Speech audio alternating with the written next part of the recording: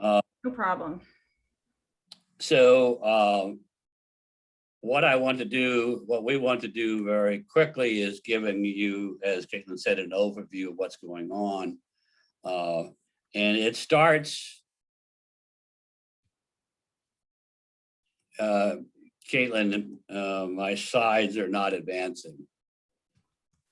Can you try maybe clicking enter on the keyboard, or it might just be frozen. I see your mouse. Yeah, so, oh, there it is. Okay, yeah, you're good. So it starts with a living forest, Atlantic White Cedar forest. If you're familiar with the area, you're probably familiar with the value of Atlantic White Cedar, especially in the old days when it was used in shipbuilding and masts and cedar shingles and a whole host of things, decoys. But in a living Atlantic White Cedar forest, it looks something like this. It's in low freshwater bogs, and the trees look something like this. But in a ghost forest, as you see at the edge of this marsh near Otter Pond in Port Republic, there are a lot of standing dead trees. And that's what you see around the perimeter here. So these standing dead trees are probably decades old, but Atlantic White Cedar is a good indicator of effects of sea level rise, because they're really resistant. So the sea level rise brings saltier water into the area. And because these trees grow up in freshwater, they can't tolerate it and they die, producing what are being called ghost forests. So this is one view. Here's another view. This is up the Mullica River. You see on your right, this is the road from Lower Bank. And as you go up in this image, you see this large area of gray forest. That is ghost forest that was created during Hurricane Sandy. So the storm brought a surge of salt water upstream, and it flowed up the creek you see on this image, flooded that portion of the forest, mostly on the right-hand side of the road, not on the left. But the water stayed there long enough to kill those trees. And it only takes a couple tidal cycles of salt water to do this. So this is a relatively large area of ghost forests. And there are other places, and you can see the ghost forest with living Atlantic White Cedar in the background, standing dead Atlantic White Cedar in the middle of the screen. And in the lower portion of the screen, there's Atlantic White Cedar there as well, but it's being invaded by Phragmites, which is what you see here. So we did a lot of this effort with helicopter imagery and drones, and hopefully I can play. Oops, getting ahead of myself. So this is a drone image that gives you a broader view of the area. So even in the foreground on the left-hand side of the screen, you see standing dead cedar. Here's more dead cedar here, here. And across all this area, it's being invaded by Phragmites. So sea level is rising. And as a result, these trees are exposed to salt water, and Phragmites is invading because the canopy is opening up. So that's one view there. This is another one at Clark's Landing, which is up by Hog Island, up near the freshwater saltwater interface in the Mullica. And you see the same kind of thing. Lots of dead trees extending out into the marsh here. So what you have to visualize is this forest used to be out here, but with sea level rise, the lack of tolerance for salt water, the trees die. But because Atlantic White Cedar is so rot resistant, they continue to stand, and they'll stand for decades.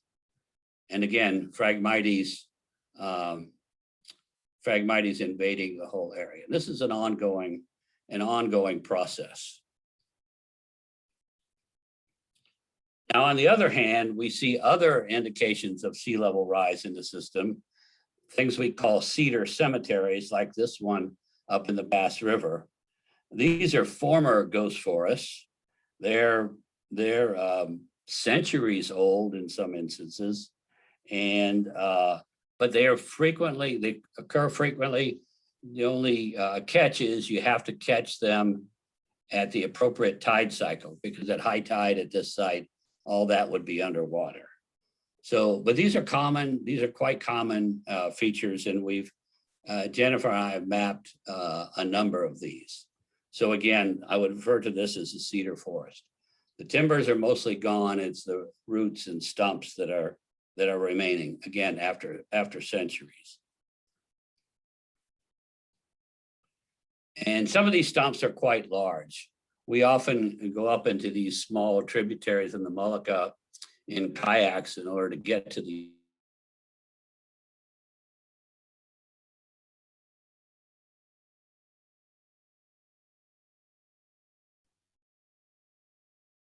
Ken, I think we lost you. We can't hear you.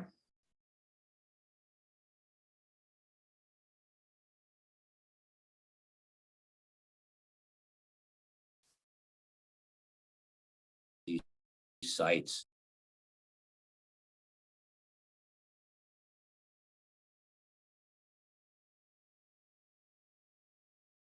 Hey, Ken, can you hear us?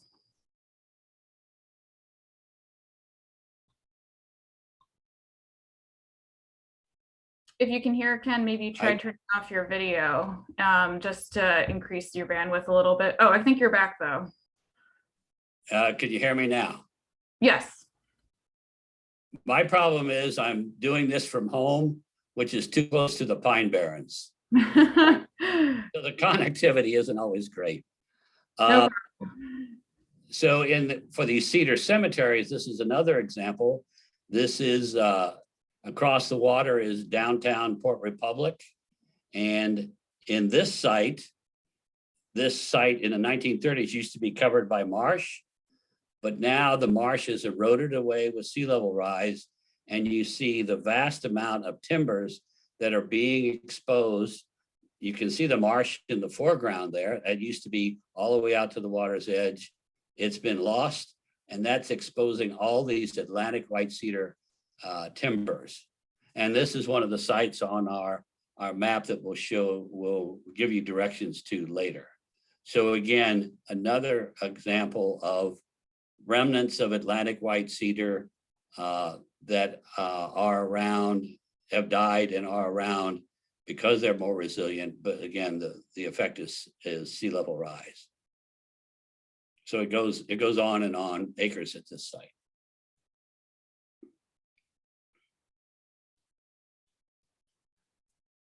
Curiously, we've known bits and pieces of this story for a long time.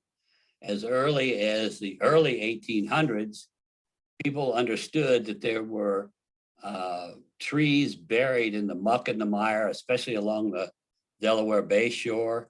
And in 1868, I think this publication by George H. Cook of Rutgers University shows high water, low water, and buried underneath all the muck and the mire. He's illustrating these timbers. A lot of places the trees have been cut because it was so valuable, but they found timbers that were deeper in the substrate. And this woodcut from that same publication shows the whole area here, which has been cut for timber, but now they're starting to probe underneath the mud, underneath the muck. They can detect timbers. They can get a piece of the wood and determine what shape it's in, and actually cut the timbers through the mud, dig them up, let them float to the surface. And again, just an example how rot resistant these things are. And then they took them to a sawmill and cut them up and made cedar shingles and a whole number of products out there. So this is why this is such a good tree to mark these changes over time. It just doesn't go away. And we have a closer local example. This is from the Newark Evening News in, I think it's 1954 edition that shows an individual. This is not a great photograph, but on the cover of that paper, it shows an individual circled in red there, standing among a pile of timbers. And as the headline shows, when they were building the Garden State Parkway Bridge across the Mullica River, they encountered all these trees, these very rot-resistant trees, and brought them to the surface while they were dredging for putting in the pilings and other structures for the bridge. So these were 40 feet down. This is not an uncommon occurrence, and it even occurs 40 feet down in the Mullica. So again, another indication of the significance. We don't have a record of this. Apparently, I got it from a secondhand source that one reason this wasn't made such a big deal is they immediately took the wood to a sawmill in Cape May and sold it and made a lot of money off of these timbers. So a lot of what I've just told you is dealt with in a lot more detail in this book that I published last year called Beneath the Surface, Understanding Nature in the Mullica Valley Estuary. So if you want to know more, you could look that up. And given that, I'm hoping that provides an introduction for Jennifer, because I mentioned, I don't know how many times, sea level rise, but she's gonna provide us a fuller background on how the sea level rise is happening and what kind of rates. So Jennifer, it's up to you. You can share. I think you might have to stop sharing so I can share my screen. Thank you.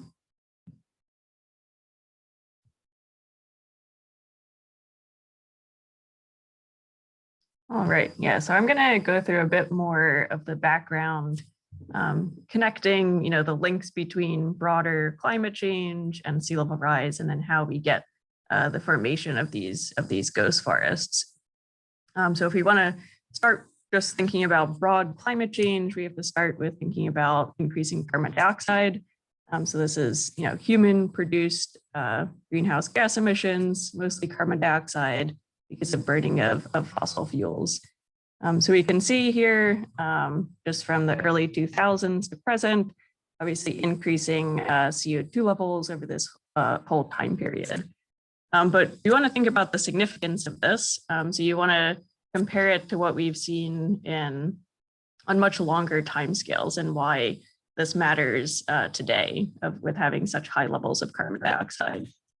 So if we compare it, looking over here, here we're just looking at a few decades. This is looking at the past 800,000 years of carbon dioxide levels.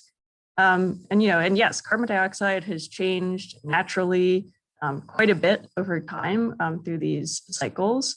But the significance of climate change today is that over 800,000 years, the highest historical CO2 levels only reached around 300 parts per million here. And now we're getting well above 400 parts per million. So we're just way above, these past natural variabilities over hundreds of thousands of years. And then, of course, with increasing carbon dioxide, we have rising temperatures. So if we look at the whole globe here, we see variations in the amount of warming. This is from the past couple of decades, from 1990 to 2019. So some areas, even you have some cooling down here in the Southern Ocean. Other areas are warming much faster than the global average, like up in the Arctic. So you have these increasing temperatures. And then that kind of brings us to sea level, which gets us to the ghost forests. So here, if we just start with global sea level, again, we have sea level increasing through time from, this is here just showing the 90s to present. And, you know, there is variability from year to year. You can see you have some little dips. There's another one here, you know, so climate skeptics, of course, like to pick up on these kinds of things where you have, oh, you know, this year's sea level was the same that we had a few years back. You know, so we're not thinking about just the year to year, but, you know, climate change is all about these long-term trends.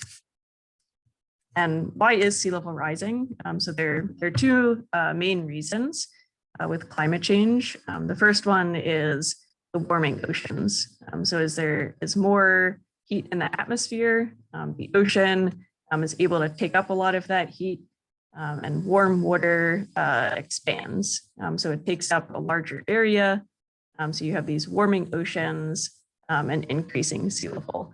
And this is a lot of what was driving sea level rise in the last century. And now what is becoming more important, especially in the last few decades, is the ice melt, both from glaciers and from our ice sheets. So if we look at our glaciers first, this is just an example. This is the same view of a glacier in Alaska from 1941, 1976, and 2004. So you can see just in less than 100 years here, this glacier has receded quite significantly where it's just visible now in the background. And instead now you have this big glacial lake here. And again, similar to ghost forests, you have some ecosystem change where this was bare rock before. Now we have this vegetation coming in the front of this picture. But in terms of sea level rise, glaciers don't hold all that much ice on a global scale. So they could contribute a few inches to sea level rise in the future. And what's more significant is our melting ice sheets.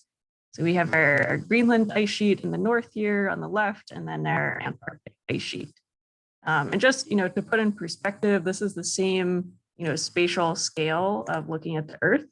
And Antarctica is quite large. I think, on like the flat maps, it's often down at the bottom kind of cut off, and you don't realize quite how big Antarctica really is and how much ice it contains. So for example, if all the ice on Greenland melted, it would raise sea levels by about 25 feet. Whereas if all the ice on Antarctica melted, it would raise sea levels by 200 feet, which is quite significant. So in New Jersey, we have kind of an additional problem then. So we have the effects of climate change with our warming oceans and melting ice, but also over the past several thousands of years and still continuing today is that the mid-Atlantic coast of the US, the land is sinking. So in our last ice age, thousands of years ago, we had other ice sheets that no longer exist, and that affects land levels. So the land is still readjusting, and in New Jersey, in the mid-Atlantic region, that land is sinking.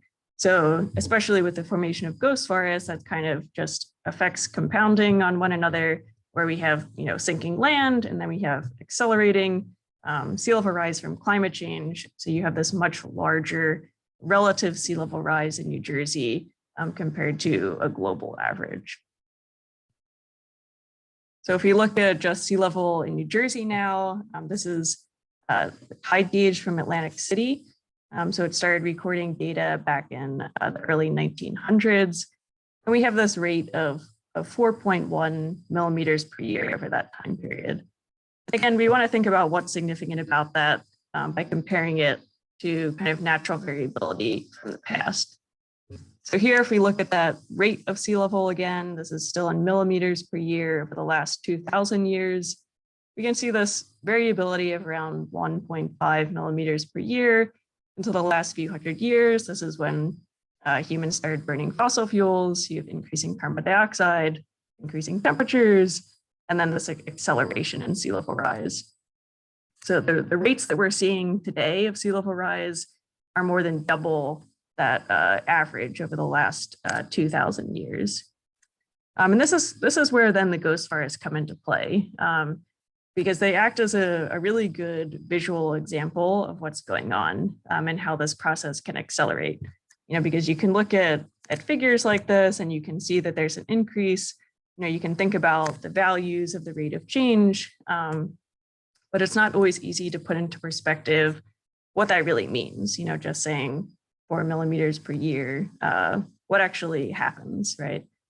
So with the ghost forests, now we have this really visual example of how the land around us and our ecosystems can change. So as Ken described, we go from a living Atlantic White Cedar forest like this. So sea level is rising, or you have big storms bringing in salt water, and the trees are killed off, turning into ghost forests, eventually over time turning into cedar cemeteries. So we have this overall migration of these ecosystems, with your forests dying off, and then your salt marsh vegetation moving in. And you can see this even if you just playing around on Google Earth. This is Bass River here. This is where the cedar cemeteries would be underwater here. And you have your salt marsh vegetation, your living forest in the back. And then this is where we're looking at this transition zone, where you have, there are all these standing dead trees here along the margin, where it gets a bit too salty, and then the trees are dying off, and you get this retreat of the ecosystems.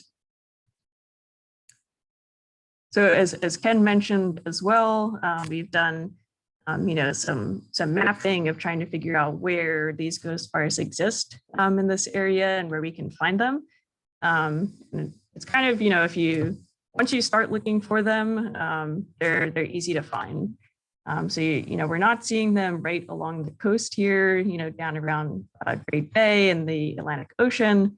But it's where these Atlantic White Cedar forests are living at the margin of that freshwater or saltwater interface. And eventually it's getting too salty for them, and they're dying off. So all of the black dots here and the red circles are showing where we found these ghost forests. And this is a picture that Ken mentioned, this area that was killed off due to Hurricane Sandy. So with the research that we're doing, there's the on the ground measurements of looking where these forests exist by car and kayaks, or from helicopters. And then we can also combine that with other lines of evidence. So if we look at this same area, and then this is just a color infrared image.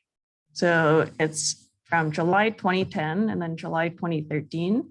And Hurricane Sandy happened in between these two images. So this is the same area as this photo here. And before Hurricane Sandy, we can see all this same color, this red, which means there's all living vegetation.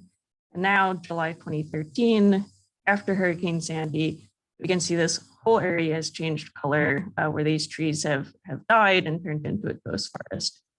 So this is a very, a really good dramatic example of what this ghost forest formation looks like. But this is one method we can use using these color infrared images to see where we can see ghost forests. And then the overall goal of what we're doing is really connecting climate change and ghost forests. So we want to be able to link this process of what we're seeing with these trees with sea level rise over time. And as sea level rise has been accelerating, how this process is accelerating as well, and how it could change into the future.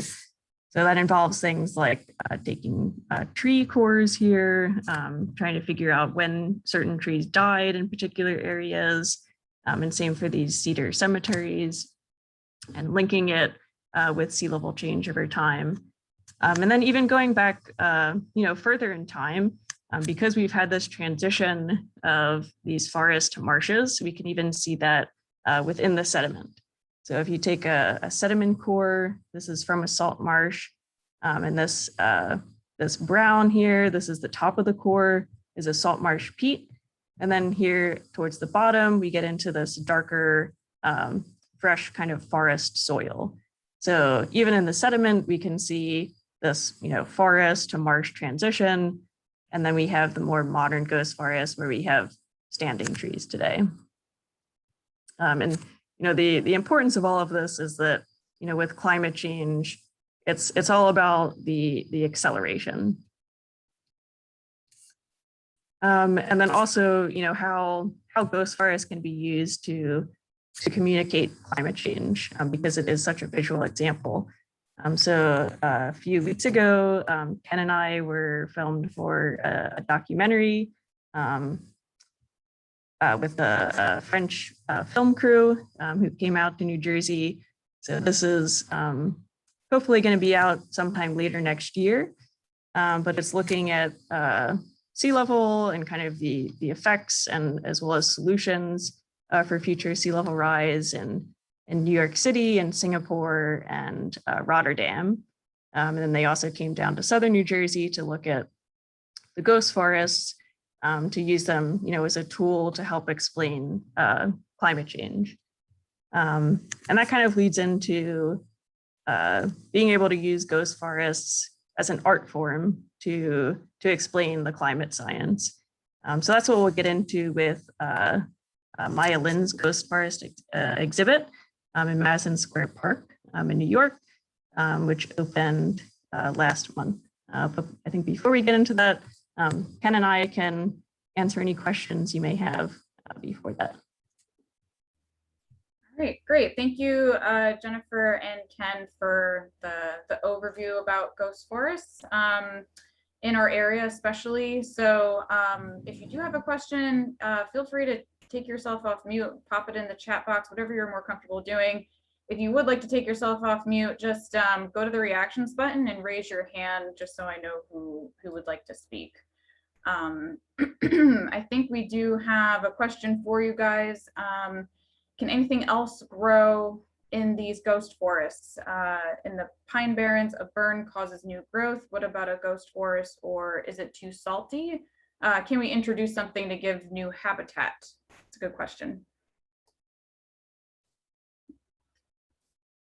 So Ken or Jennifer, if either one of you want to tackle that, feel free. I can start if you want.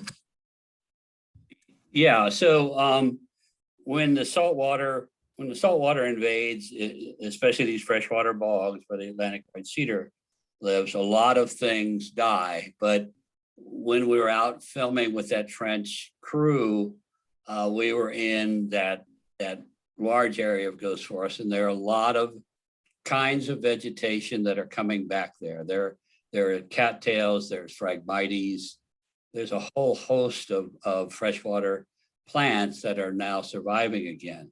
Unfortunately, the Atlantic White Cedar at that site are not surviving, and there's no new growth, there's no new plants that we saw. So it can be, the saltwater can be selective, but that's what happens in an estuary when you go from saltwater to freshwater. So it's being replaced or returned to freshwater, but not the Atlantic White Cedar. So these Atlantic White Cedar still provide a signal to us as to the past flooding that occurred during Sandy. Jennifer, do you want to add anything to that question, or? Yeah, I just add, that site where it's still possible for, species that can live in freshwater, then you start to see those, closer to, waterways along, saltwater margins.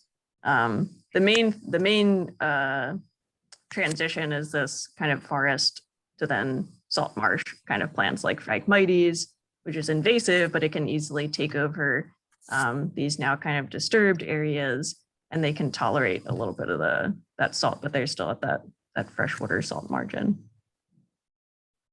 All right, great, thank you. Our next question is, has there been any attempt to harvest all of this cedar? I don't know how many folks will use cedar shingles. I know I have some cedar shingles on my house actually, but I don't know if it's still something people use or is cedar used for other things, but yeah, is there any attempt to harvest it? Yeah, actually the discussion is going on now at the Seaport because there's, and Paul Hart could address this better than I, but there's some interest in taking the trees from this art exhibit that you're going to see shortly and reusing them, because Atlantic White Cedar is so valuable, and that understanding really plays out at the Seaport, where people get a better understanding of the relationship to the local forest, to the local waters, and so on. Mm-hmm. So in many instances, in many other instances, I don't know of many other instances where people are harvesting them, quite frankly. Paul, did you have any information on harvesting white cedar? If not, we'll go to our next question. Only that I spoke with 2 lumber companies, and Atlantic White Cedar is a very valuable wood. And so they are, an old growth wood is more valuable than the new wood. So yes, it depends on the economics of it, how much it costs to retrieve the lumber as to what it can sell for. But as Ken said, we are in negotiations with the exhibit, and they have made a commitment that that cedar that's being used in the New York City exhibit be recycled and used. So it's still valuable, even though it's dead. Great. Yeah, it never goes away. So it's good for building. In fact, someone sent me a direct message saying that they still use cedar shingles and purchased some to make a ramp for a new shed. So that's really cool. Thanks for that. We have one more question, and I think we want to get to our videos. Does Atlantic White Cedar ever regenerate and start growing again after being inundated with salt water? They maybe think that they saw some seemingly dead trees coming back near Lower Bank. I'm not an expert, but I have been told that there are areas where a small Atlantic White Cedar is recovering. The problem is, if they get flooded again with salt water, they're going to die. So it's hard for them to regenerate, but they have that capability if they're not flooded too long. A nurseryman told me, who was raising Atlantic White Cedar, that it only takes about 3 high tides of salt water to kill seedlings. So they just cannot tolerate salt water. Wow. All right. So we do have to move on. Thanks again, Ken and Jennifer, for the information. Like Jennifer chatted about at the end of her presentation, since ghost forests are such a visual way of explaining sea level rise and climate change, it's another way to get the awareness out about these environmental issues locally, especially. So one way to do that is through art. So we have 2 videos that we're going to show of an art exhibit that is in New York City by Lynn. So I'm going to show a video as an introduction first, and then one that has Lynn actually explaining it. So Paul, did you want to say anything before I share? Just that the first one we recorded the Friday before it opened in New York, and Tom Reedy, it was the supervisor of the installation. And I thought that the audience might be interested in some of the complications of putting 45-foot trees in the city. And then the second one, I won't speak between the 2. The second one is Maya explaining why she did it. And I think then she designed it, right. And that everybody should be aware that she is also the most famous outdoor art installation person, starting with her Vietnam memorial in Washington, D.C., and some of the other incredible works that she's done. Okay, I'm done. Excellent. Thanks, Paul. Yeah, she is an amazing artist and also architect, which is important to mention too. So I'll play the first one from Tom.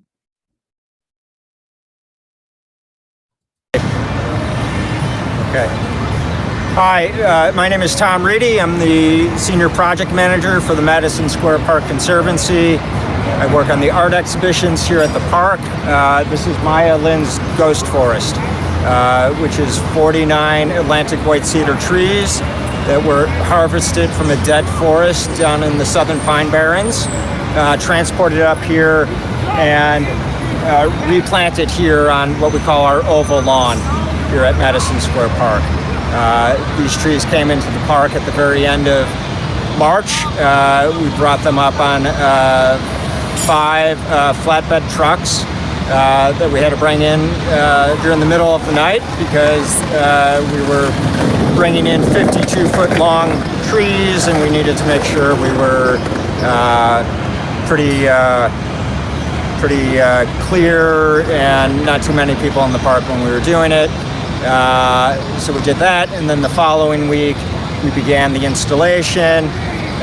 Maya in advance had kind of marked out the rough locations of each tree. We had them laid out all around the perimeter here, and then once we began, she was able to select exactly which tree. We were able to move the locations around a little bit. We had the utility lines marked out in advance, so we had no conflicts there. And then the installation entailed digging down 8 feet. It's the same methodology that's used for installing utility poles. So we had a big rig with a 2-foot diameter auger bit on it that drilled down, pulled out the dirt. We had a big crane. We were able to hoist the tree, bring it plumb, drop it in, plumb it up visually from all different angles. Worked on the orientation. Maya was here for each of the 49 trees, kind of spin it just the way she wanted it. And then once we had it, we backfilled with the dirt. We had a hydraulic tamping tool that they use specifically for setting utility poles to really compact that dirt in between the, outside of the trunk and the inside of the hole. And that was pretty much it. And we were able to get all 49 in within 4 days. And then we had to clean up and we had to reseed the lawn because it got torn up a little bit. And we're here now approximately 5 weeks later, and we're just about to open to the public. All right. 49 trees, it's pretty amazing. All right, I think right now I'd like to then share, let me actually stop sharing because I don't see my other thing I wanted to do. Here we go. All right, so this is Maya Lynn's just a 4-minute video about her speaking about the exhibit. I went out to Colorado and I must have come up with 5 other possible things that I could do. And I kept thinking, well, maybe I could do something with trees. And then I'm looking out the window of my studio. There it is. There is a massive die-off of pine trees because of beetle kill. The only thing I really want to do is bring a ghost forest to downtown Manhattan. It's forests around the world dying off because of climate change. A couple people said you should look at the pine barrens in New Jersey because after Hurricane Sandy had happened, the water got trapped behind a high part of the land. All these trees were dying off. Saltwater inundation, I've now learned, takes 3 to 5 years. What we really feel safe and comfortable bringing into the park would be a tree that was actually barely holding on to life. The salt water was already, it was like what you would call the walking dead. It was on its way out, but it was still technically alive. In the meanwhile, the engineers were hard at work figuring out how do you stand something like this up. And we now all know, like a telephone pole, and each tree is planted 8 feet under. I think the engineer originally had said, you need to go 6 feet, and I was like, 8 feet. We all wanted to sleep at night. We planted 6 trees in the ground in the pine barrens when we went out for the first time to inspect the trees. And we were able to determine that, okay, when we started, we had a variability of 25 feet to 45 feet in height. It didn't work. What you wanted was a consistency. So our trees vary in height from 38 to 45 feet. I sort of firmly believe that when you're making a work of art, even if it's a large scale one, you're manipulating and you're changing it and you're modifying it to suit the site. I had to kind of place each one in relation to its neighbors, and so that you'd have this dance between the trees. When it was all said and done, it was just so exciting. It was how the sunlight created shadows. The shadow that the piece makes is equal to the form. So you've got a 3-dimensional form, and then you've got a 2-dimensional drawing of that sculpture. So I think for me, just seeing the shadows that the trees are going to make becomes so much a part of the piece. You know, if you look at the Gothic cathedral, you're in awe of the scale of those wonderful vaults, right? And you feel like humbled by, but that's man making you humble of man, right? To walk through and feel like you were going to be able to have a dialogue with each tree, because each one is so different. As part of the artwork, we've calculated our entire carbon footprint for making the piece. And through the Natural Areas Conservancy, working with Madison Square Park, 1,000 native trees are being planted around the 5 boroughs, which will more than offset our carbon footprint, but also they will continue to absorb carbon. These natural beings that we've helped, kill off, they're there to remind us of what nature can be and could be. There is something I hope people are moved enough to want to volunteer to help stop what's going on around the planet because of us. We could do it tomorrow. We could do this today.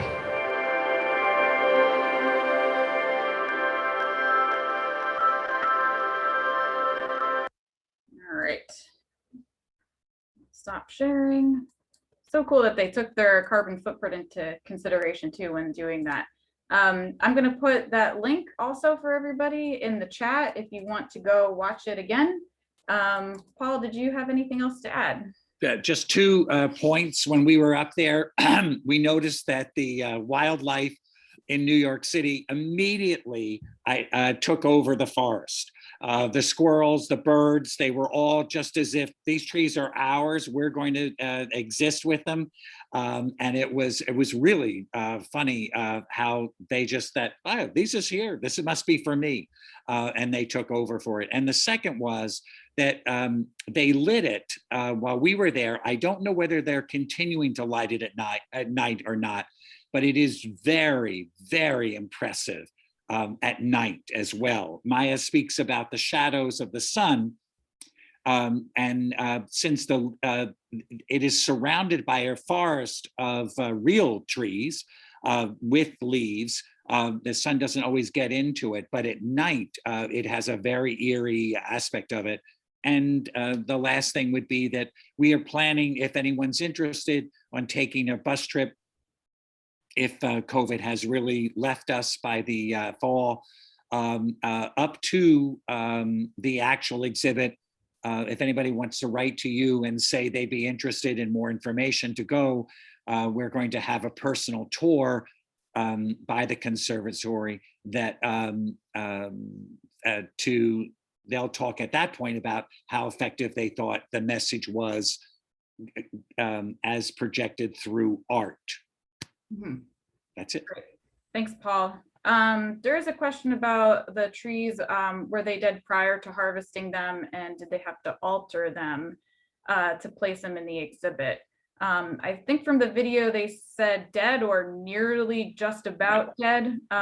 Anything on altering the trees? It looked like they didn't do much. They shortened some of them, putting them in and cut some limbs off. From what Tom was saying, just to be able to get them in and do that kind of thing with them.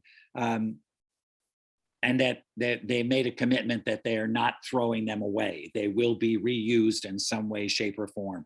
And they're not from our part of New Jersey. They're from the Maurice River area, west and south. But they did not ever identify where it was from, because they didn't want people to be going to it. It's private property where they came from. Sure. Gotcha. All right.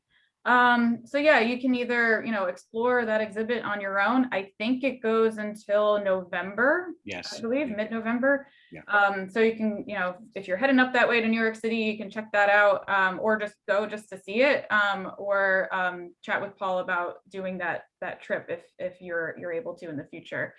Someone just direct messaged me saying they want to go on the bus trip. So there you go, Paul. Good. I will try to encourage you also. It is the original Shake Shack. Madison Square Park is only 2 blocks big. It's a very, very small park, but the original Shake Shack is on it. And then, and so everybody gets really excited about it, but it's really tiny. That's perfect. Okay, so I think we'll move on to part 3 if there aren't any other questions. I'll share my screen again, and then either Ken or Jennifer, do you want to, I guess, run through your handout about the Ghost Forest tour? So here you go. I think you should be able to see my screen.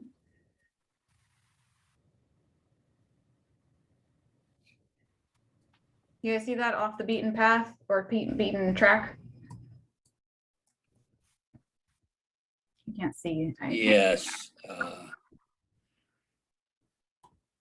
So here's the first part. Just gives you some background information, kind of like what we talked about. So I'll go to the map. Here we go. I think people can see that.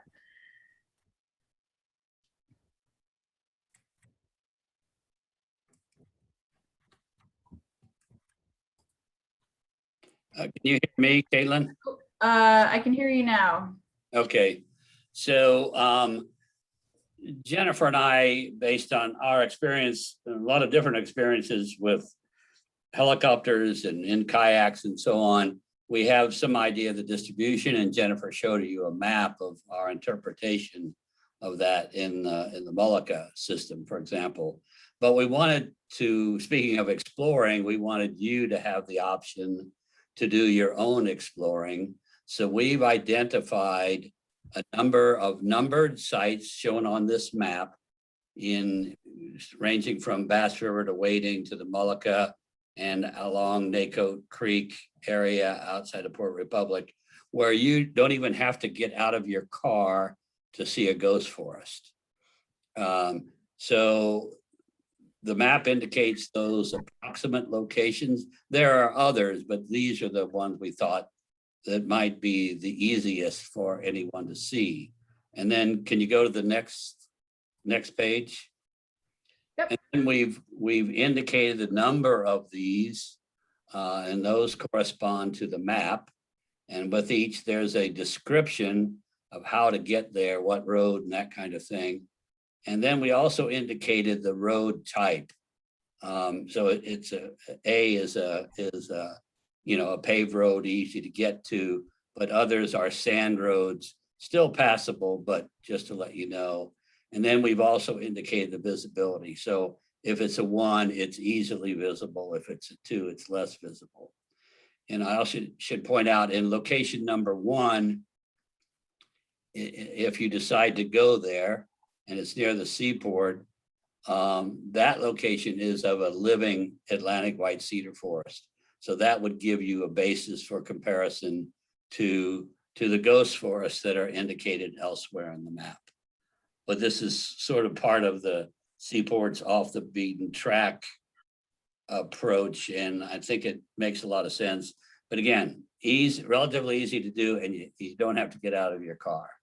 So we're hoping that this will be a way for some people to see firsthand some of the things that we've talked about, either from a science or art point of view. Thanks. Great, thanks, Ken. And we will be sharing this with everybody who attended. So we're going to email it to you shortly after, and you can go on the tour if you'd like. So it's in a PDF format. You can print it out, take it with you on the road.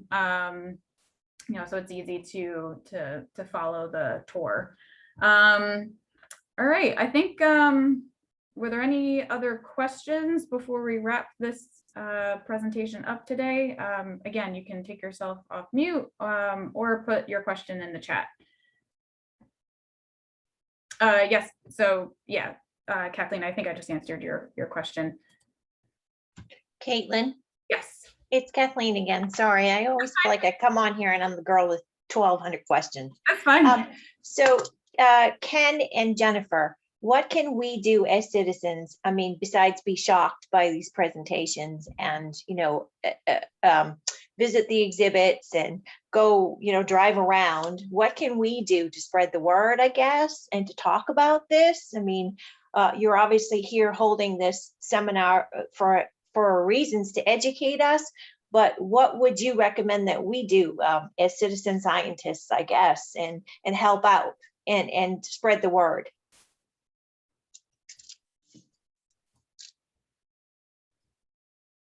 Yeah, I can start. You know, obviously, if you know, thinking about broader climate change, the key top priority for all of humanity is reducing greenhouse gas emissions. A lot of that's going to come from education. So doing things like this is great. I think just like people talking about it more. That's why I think the ghost forests are so important. Just driving down the shore, from Philly or something, you see these dead trees along the sides of roads, and people might not even notice them, or maybe they do, but they don't know why they're there, why they died. But as people become more aware of what's happening, you start to notice these things. So even just since I've been studying these ghost forests, if there's some news articles that people read, and then people are aware and they're like, oh wow, like I was driving to the shore and saw these trees, and now I understand and I know what it means. And that's just communication from one person to the next of people understanding what's going on. Jennifer, you said something about a documentary. When did you say that would be available? Because that's another way we can spread the word about ghost forests, and these are all happening in places that we really, like to recreate in, especially. So that's another way of getting the word out and getting awareness about is, these are happening in places where we like to hike and fish and kayak. So I think that documentary that you mentioned could be another great way of doing that. So did you have any other details or speak to that? We know what hopefully it's gonna be released sometime later next year. They don't have exact dates yet, so they're still in the filming phase, and then there'll be post-production after that. But I think they're aiming for sometime next year, and then it's supposed to be released internationally at some point once it's out. Oh, that's great. Okay, cool. Thank you so much. Yeah, and all great points. What can we do? Just keeping the conversations going about it, doing things that can lower carbon footprint, I think also are really important.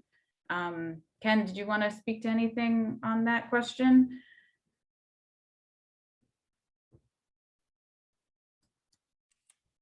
Yeah, I agree with everything Jennifer said, but we've used these ghost forests as an indicator.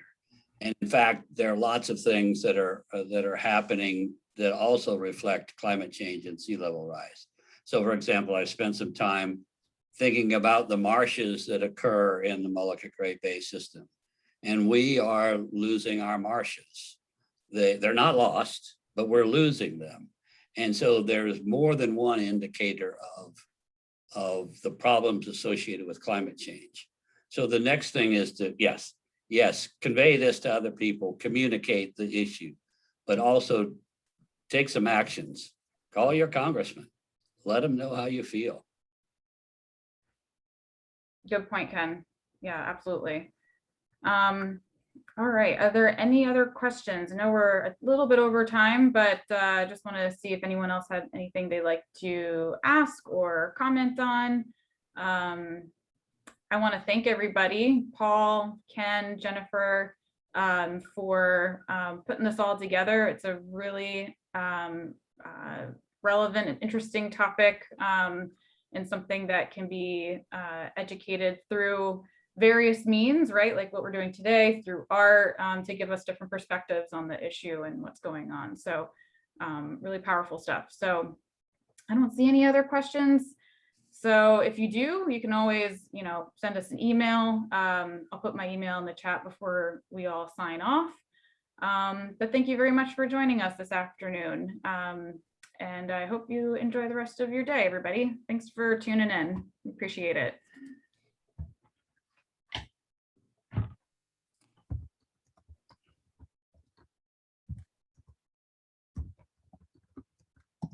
Go. All right. Thanks, Paul. Thanks, Jennifer.